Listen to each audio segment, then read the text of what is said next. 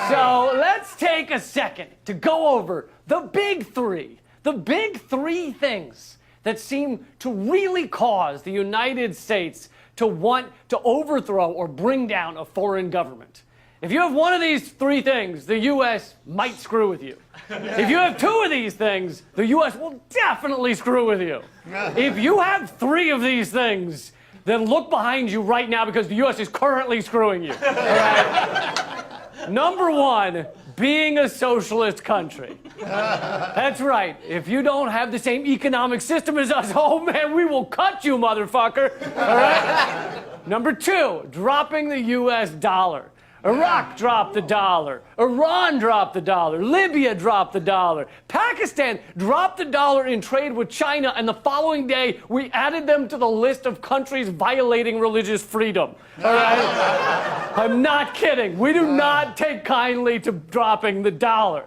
But that doesn't apply to Venezuela, no. Venezuela has never... Oh, okay, all right. Venezuela has two out of the big three. But the number three reason we try to bring down other countries is because they have oil or other resources, and Venezuela doesn't have any of those. World's leader in oil reserves? Well, that's... only the world. That's, I bet Jupiter's moon Europa has more, all right? So, in case anyone was wondering, that is why the U.S. is trying to create a coup in Venezuela right now. It is. And our government is doing it with the support of every mainstream media channel in America, from MSNBC to Fox News to NPR to Bill fucking Maher, all right? Every single one. Let's break down a recent CNN propaganda segment. Take a look. Cross into Venezuela's unending disaster, the world's worst growing refugee crisis. Is it the worst? I think maybe Syria or Yemen might be in more dire straits. You know, the other awful humanitarian crises we've helped create and foster. Our government treats humanitarian crises like baby birds. We're like, okay, come on, little buddy, come on. Let's turn you into a big, strong humanitarian crisis. You can do it. You can do it. You can do it. But CNN wasn't done. In the capital, there's a queue for everything, everywhere. Hunger breeds a special kind of anger. We have devastating sanctions on them. We're helping create that hunger.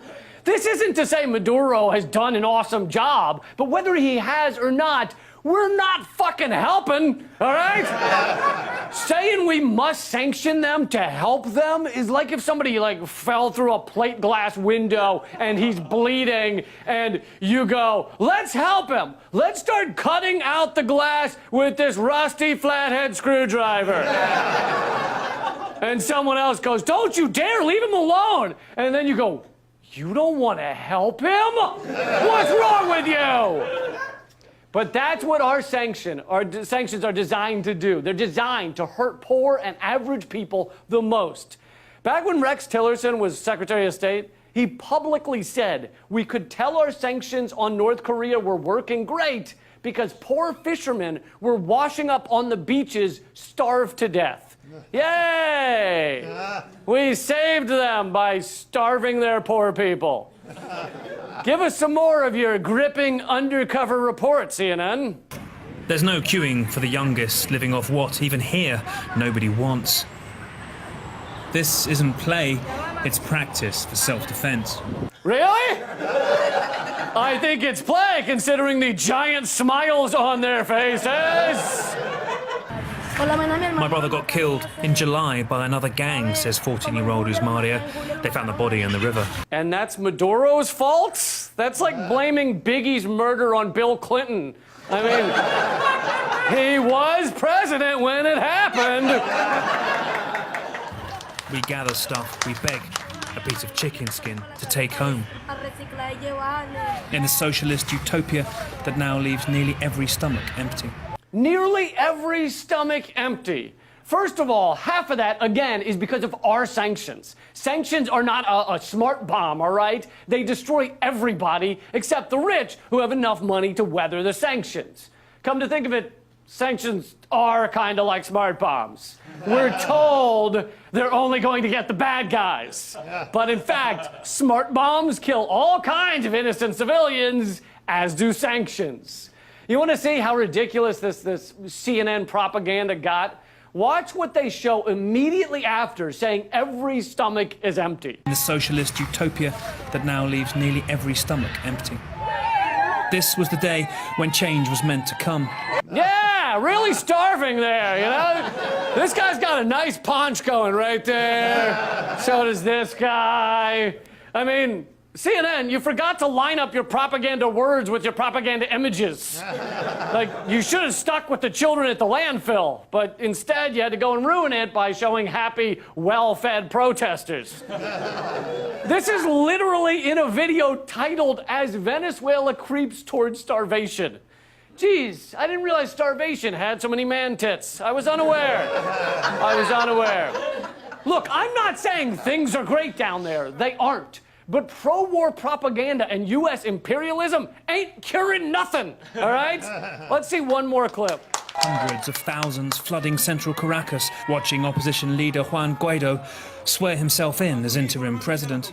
Yes, Juan Guaido did swear himself in. CNN only missed a couple of things. He was not elected to that position. He just declared himself president. That's not really how governments work, you know? But if it is, okay, I hereby declare myself governor, let's say Idaho, all right? I mean, no one will really notice that, all right? I'm pretty sure the current governor's a hedgehog with a bow tie on, so who's gonna complain? But also, CNN doesn't want you to know that there's one problem with Juan Guaido. Turns out 81% of Venezuelans don't know who he is. So he just ran around Washington, D.C. before he declared himself president. He ran around Washington, D.C. and some neocon think tanks and said, hey, I'm going to declare myself president. And they said, fucking rock on, man. Yeah. On top of that, he went to George Washington University.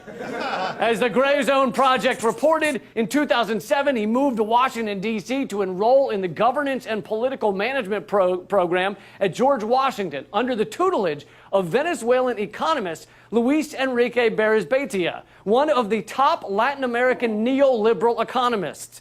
Berisbeitia is a former executive director of the International Monetary Fund. Guaido went to GW and then trained under the IMF. Jesus. And then we declared him president of Venezuela. That's like joining the WWE and then training under Henry Kissinger, and then the U.S. declares you king of Japan.